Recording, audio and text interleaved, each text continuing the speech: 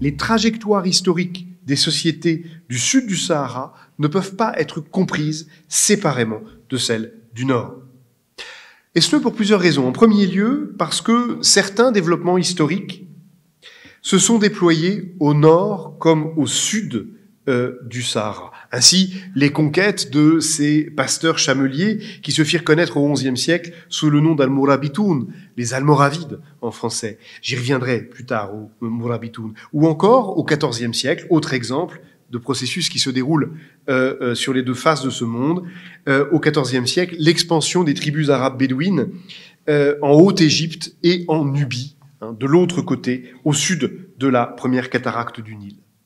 Interdépendantes, ces histoires le sont aussi, en second lieu, en ce que des processus comparables les affectent au Moyen-Âge. Ainsi, l'essor de l'islam ibadite, puis son recul, au Maghreb comme au Sahel, puis plus tard l'hégémonie acquise par le sunnisme malikite au Maghreb comme au Sahel. Je suis très honoré de prendre la parole ce soir à l'Académie royale du Maroc sur un sujet historique très important, la diffusion de l'islam en Afrique, sur lequel il faut revenir sur la longue durée, comme disent les historiens, c'est-à-dire en étudiant des phénomènes sur plusieurs siècles, sur une très longue période, d'où le choix de la période du Moyen-Âge, disons d'un millénaire qui commence au XVIe siècle avec les conquêtes arabes et qui s'achève dans le courant du XVIe siècle, pour essayer de comprendre sur le très long terme ce processus d'islamisation.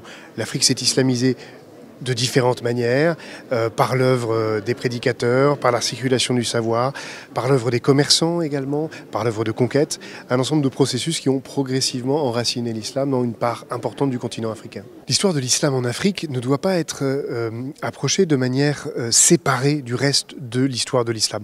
Au fond, l'histoire de l'islamisation de l'Afrique est un chapitre, une partie de la grande histoire de l'islam, et des processus comparables ont été à l'œuvre aussi bien dans le monde arabe que, à une période différente bien sûr, en Afrique subsaharienne.